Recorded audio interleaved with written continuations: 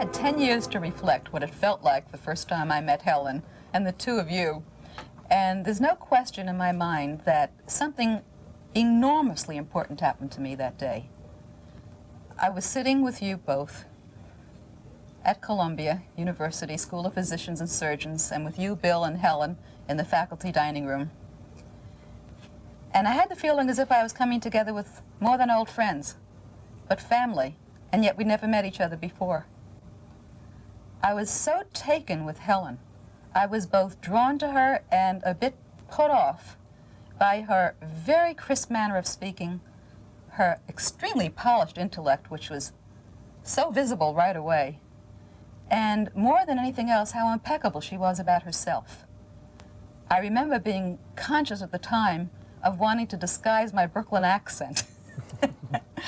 I wanted to speak as she did, and I wanted to be as insightful, and I know I wanted to be as positive, because there was a certain certitude about her. And when she spoke, it's as if she knew exactly what she was saying. At least that was an early first impression, and first impressions do last. Physically, when I was able to be more relaxed and I took a look at her, I was immediately noticing her very lovely frosted hair, like a blonde halo around her head. Helen is even smaller than I, which was wonderful, 5 feet tall barely, and quite slim. And she held herself with such beautiful posture. I noticed that too right away. I had a feeling this woman was very familiar with exercise. I also remember thinking at the time, I wish she would like me. I wanted so much for her to approve of me. But this is all that happened in the first few moments, because I had a feeling that something important was happening, but I didn't know what it was, and that I was going to ask that lady a question, and I didn't know what it was, but it was going to be very intimate. And suddenly, while we were just speaking at the table, I did find myself, without even knowing why I was saying it, touch her hand and look at her and say, "You're hearing an inner voice, aren't you?" Of course, she was stunned. And she said, "I beg your pardon." And I wanted to bite my tongue off. Do you know why? I think Helen, you obviously startled her because this was her guilty secret. And I think this was something that Helen had kept hidden for so long, and all of a sudden here was a strange lady coming in and kind of just exposing everything and blowing it all away. And there's no question in her mind, I think, in her retrospecting afterwards, that she recognized you too, and that Judy was her family. And it was obviously the next step in the greater plan in terms of the course. And that was, I think, a momentous day for all of us. But you know, I never did understand, and you know, I never asked you this. Why did she agree to meet with me? Well, that was a kind of highly charged day. I had told Helen that I thought it was time we told someone who had a foundation about Course in Miracles that she was due to retire the following month, and that we were going to have to do something about perpetuating the Course. So that was partly why she was so uptight. She recognized that this was the day when we were going to talk about that, and when Helen became extremely formal, that meant that she was very anxious. Well, she was formal that day, and after a while, of course, she dropped that reserve with me, and I saw much more, many layers behind that particular form of Helen. And it's the layers, though, that how can one possibly describe what a complex person this was?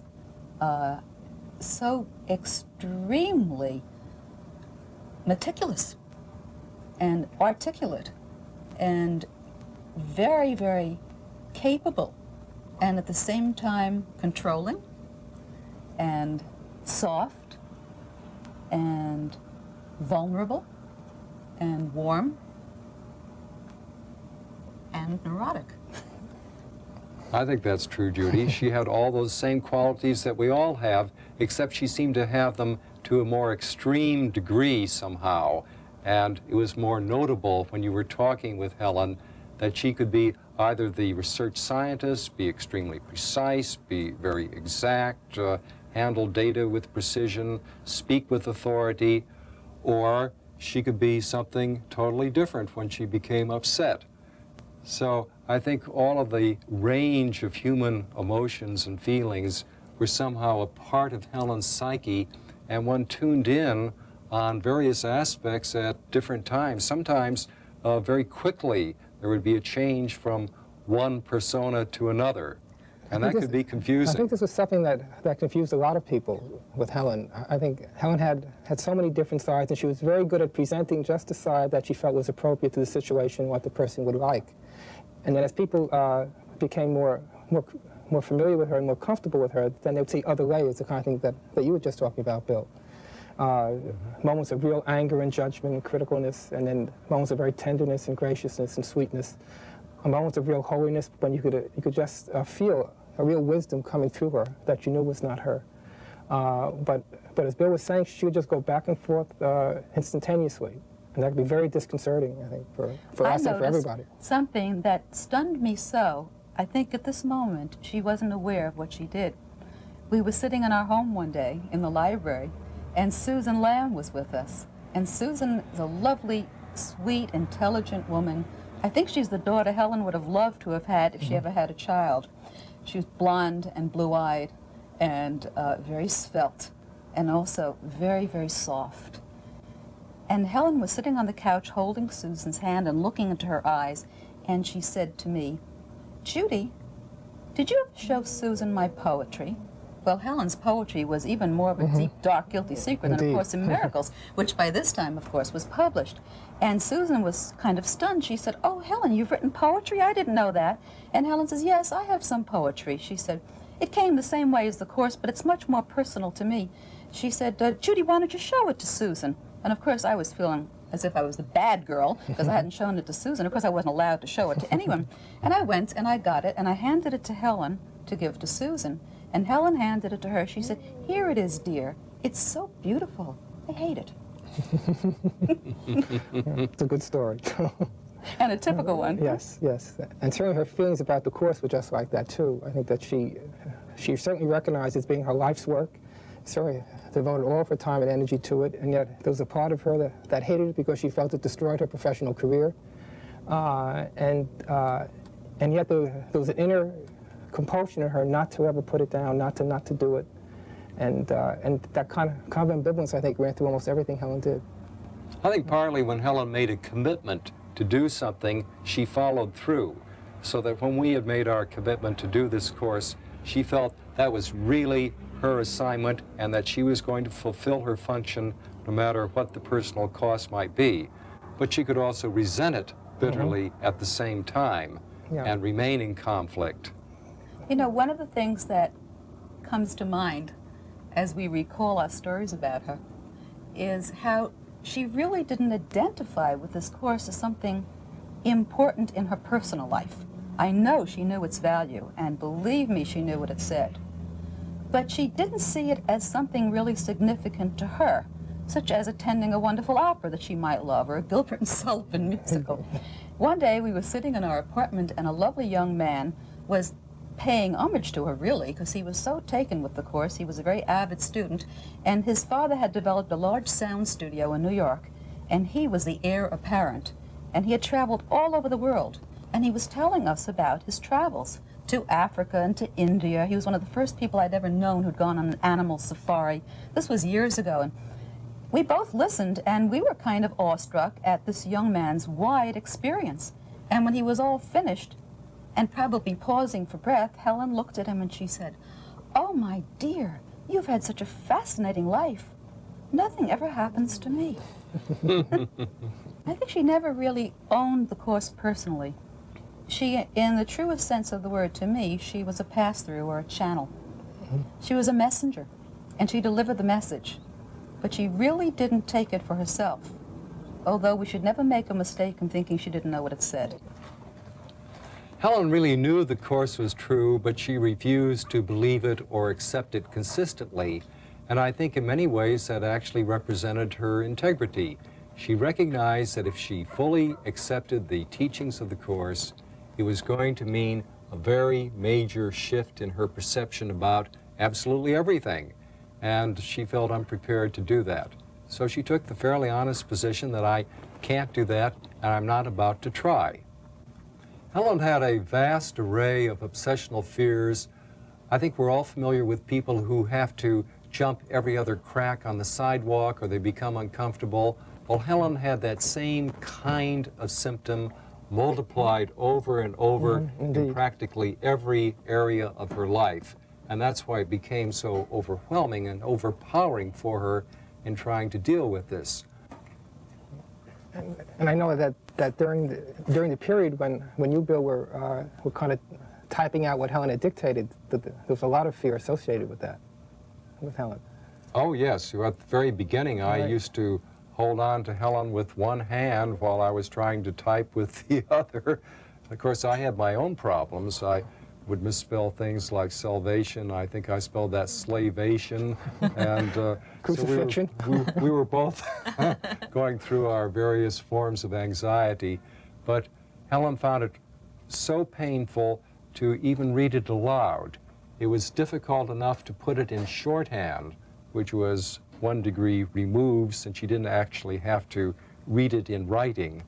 But then when I would type it up, it took on some sort of reality for her, and again, that increased her fears. Yes, indeed. And I remember during the time I was going over the course with her for the final time, actually preparing ourselves for you, even though we didn't know that at that moment. I'd be sitting with Helen on her couch, and we'd be kind of going over something in the course, and all of a sudden she starts kind of slumping in her chair like that, and yawning, and then coughing, and then kind of laughing at herself at the same time. So you can imagine someone coughing, yawning, and laughing. And this was a kind of very common experience with her. It just made her so fearful. As I remember, one of her famous lines I thought was, "I can see your lips moving, but I can't hear a word you're saying." Right. Wouldn't hear a word you were saying was more like it. It was the time that she was asked by a friend of ours, "Helen, what do you really think about the course?" And they had had a nice preamble of a conversation before this, and they were getting to be good friends. He was an academician, she was too, and they had a common ground. And finally, wanting so much to share with her his experience of A Course in Miracles and what it had done in his life, in fact, it was Willis Harmon. He said to her, "Helen, tell me what you really think about it." And she thought for a second, should she give it to him straight? And then she said, I know it's true, Bill. I just don't believe it." And I said to her, "Helen, I think you made a mistake there. And the mistake is in one letter. And the letter is, you made it a D in don't instead of a W for won't. I know it's true, I just won't believe it." Because it was volitional. Yes. And she really chose That's to really what the Course represent teaches. herself as not believing it. I could say, though, that as much coughing and spluttering and laughing and choking as she did, or not wanting to hear the words and so being deaf to them, when it came to helping somebody, it was an entirely different situation. When she was the one who was on stage, so to speak, to take it down, to have to check it over and make sure as you typed it was correct, then she reacted that way. But all the times she was acting as my spiritual teacher when I came into the scene, after the course was completely scribed, she would read me parts of it aloud in a voice that was purely helpful and explaining to me what certain passages meant when I was blocked because my defenses wouldn't let me truly hear. There was one time in particular when I was fearful, and she was able to help me understand that and reverse it totally. It had to do with a dream, which was very short but very powerful. And in the dream, I felt I was just a speck of consciousness, not a person, but an awareness, traveling through space, minding my own business, perfectly happy in a field that was forever, like a void. And suddenly, out of the corner of my awareness, like over there, I envisioned a big black salad bowl. I know that's absurd, but that's what it looked like, a big ebony salad bowl. And somehow or other, I was totally terrified by the salad bowl. And I didn't want to see it at all. I didn't want to know it's there, so I tried to speed up in another direction, but I kept getting pulled as if it was a magnet to it. And the closer I got, the more fearful I was. And it was awful. I was shaking internally with this fear.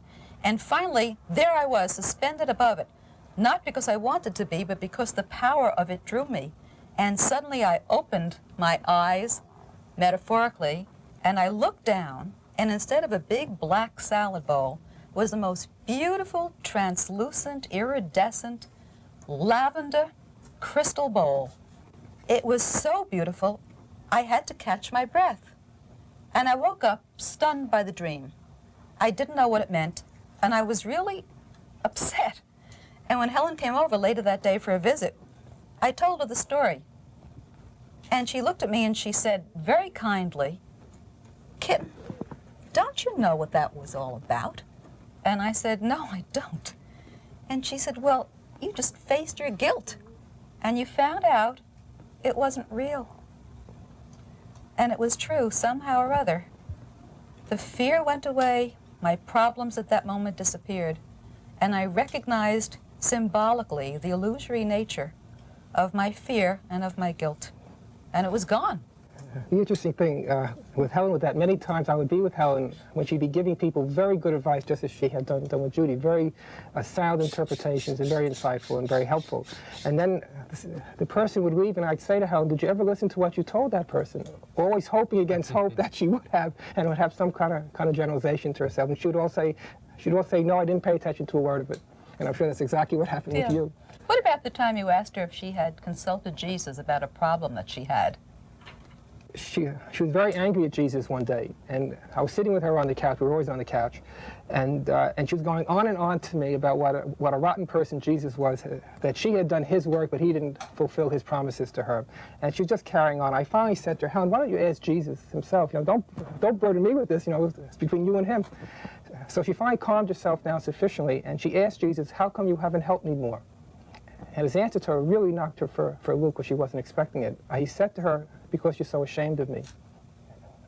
He just burst into tears at that point. A very, very moving moment. Yeah, that dichotomy in her, that she would deny and at the same time seek. I think this was pivotal in that inner personal struggle that she was always having. Yeah. I think probably one of the most favorite stories we all have with Helen is the one with the Lord's Prayer, which I think was probably one of the most moving experiences Helen had. And maybe you should tell that, Bill. Yes. Well, Helen was always afraid that somehow the course was going to flip. And she said, "I'll be responsible for the grammar, or, I'll look after it in terms of style, but I don't want to know what it says." But she was always afraid that it might say something terrible, and if it did, that would also reflect adversely upon her.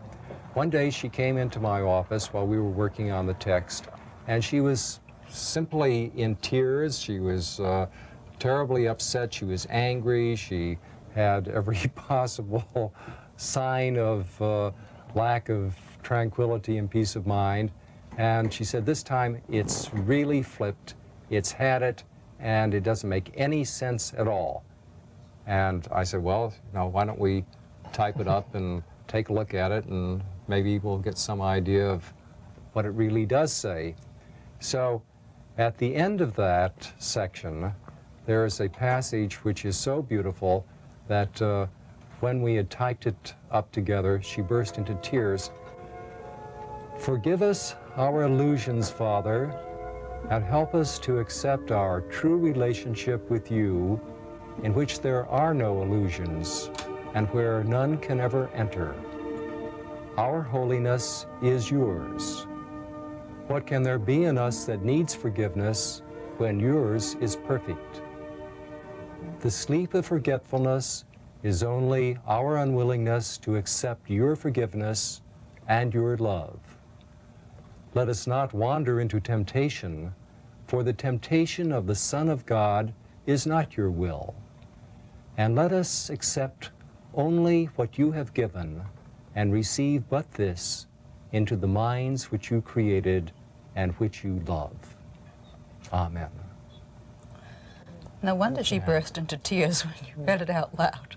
And at that point, Helen totally dissolved and recognized that despite the fury of her protests, that this was a tremendously powerful, beautiful section, which really is the course's equivalent of the Lord's Prayer. I think that the constant conflict that Helen had was that she, number one, had many, many experiences where she really felt the love of God within her and could feel that love extending through her. But there was no way that became an integrated part of her life. I think that was a constant source of of conflict for her and of guilt for her. And I think that was a burden that she was never really freed from, that she knew exactly what the Course said. She had so many experiences which demonstrated what the Course said and of the love of God for her. But in no way was it possible for her to apply that in her personal relationships, in her concerns of elevator strikes or paint chips falling from her bedroom onto her bed in the middle of the night, or her husband leaving the room. Husband, right. And just a myriad number of anxieties and fears and phobias, all coming within a woman that, on the same time, was hearing the voice of Jesus speak to her, some of the most beautiful words that have ever been given to the world. And then knowing full well that she couldn't integrate that in herself. I think that was a tremendous cross for her, and a source of deep pain for her, too. I've sometimes wondered, and this is highly personal for me, how I would have felt meeting her for the first time if she could have integrated that. Because a person like that would be so radiant, so transcendent, so perfect. I would have run. In a sense, again, I say for me, she was perfect the way she was. She was the perfect example to me of the ego in action on the one hand, fearful, unreliable, inconstant, always worried, and not very loving. On the other hand, she was the person who handed me that document, and she gave it freely, and she taught it to me. It couldn't have been better. The balance. I could see in her what I was, ego and Holy Spirit, and I could choose. If she was anything else, for me it wouldn't have worked. There's a chapter title in the Course that's called God or the Ego, and I think that that's a perfect epitome of what Helen really was. She had both sides so clearly demarcated in herself. I think that's right, Ken. Actually, about the time that Helen and I had finished the course, we went to a conference in southern France. And during that period, she related a rather extraordinary experience one night when she suddenly felt that she was surrounded by all of the light of the universe, that it was here in her chest, that it was reflecting out of her, that she could reach out and touch anyone, anywhere, and there was total ecstasy, total peace, a sense that... total love. And total love, of course, something that, you know, one can't really talk about. But she was radiant, and the whole experience was a very glorious one. The following week, we were in London, and she had the exact antithesis of this experience while we were in London. She went into the extreme depths of darkness, a feeling of hell, a feeling that everything was dark and sordid, surrounded by evil, whatever that might be, but it was the total opposite. And when you're talking about heaven and Helen, I think that's really what this epitomizes. There was her subway experience earlier in her life when she was on the BMT in New York, and she found herself hating all of the people in the subway car, and again filled with that tremendous sense of revulsion that she could feel sometimes towards people. And then suddenly the whole scene shifted, and she saw herself walking to a blinding circle of light, and she felt an arm come around her tenderly, and she knew that was the arm of God.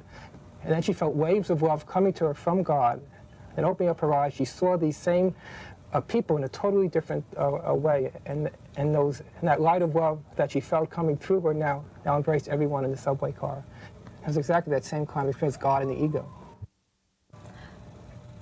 I was thinking as we were talking about the very end of her life.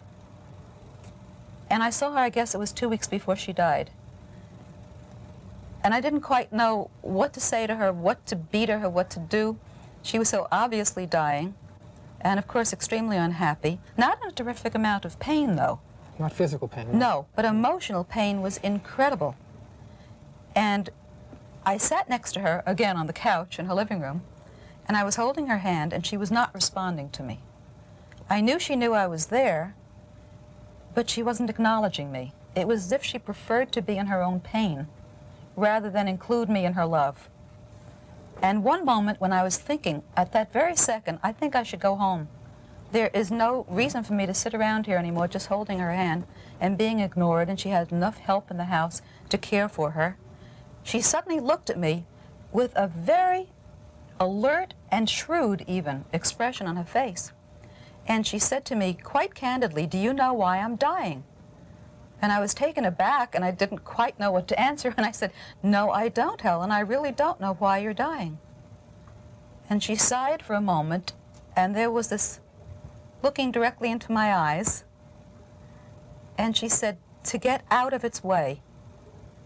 And I knew absolutely that she meant to get out of the way of the course and its development and where it was to go, to take her ego out of the scene, because we were also affected by it. And perhaps if she stayed around, we might not have been able to do our work. I think that was an example, in fact, a rather strange example that expressed the kind of purity and integrity that Helen had. I think that there was a part of her which recognized that since her ego always had to be center stage, and she was such a dominating personality, I think that's only everybody's experience who has met her, that if she let that happen with the Course, it would be one of the most biggest mistakes she could ever have made, because there was a part of her personality which really had to dominate. And it's so clear in the Course that the Guru is the Holy Spirit or Jesus and not a particular person. And I think that on some level, it was her way of protecting the Course from her own ego. And I think there was a part of her which knew that. And again, I think that despite all of her ego problems and her anxieties and fears, there was another part of her which remained very faithful to that function which she felt that she had. And I think that that's probably what impressed most of us who knew her. No question. Yeah. I think her integrity was always compelling. Yes. And nothing of her ego really got in the way of the Course. I also think at the very end of her life, she knew that she'd finished, that she had come for a purpose, that she fulfilled it, and what was there left? And so she left. Mm-hmm. Helen always used to say to me that Jesus told her that when she died, he would come for her. And Helen lapsed into a coma on the morning that she died. We took her to the hospital, and she never recovered. But all day, she was in obvious pain, and you could just see that on her face. And Louis and I were at the hospital till about 8 or 9 o'clock, and then Louis wanted to go home. And so we got home, and then 2 hours later the call came that Helen had died, and we rushed back up to the hospital. And she was still in the hospital bed dead, and she had such a peaceful look on her face. And it was actually one of the very few times I could recall Helen looking that peaceful. So that I think Jesus did come for her, just as he said, and she knew that. And I think that the radiance you're talking about, Judy, I think was coming from that. It's a happy ending to a job well done. Right.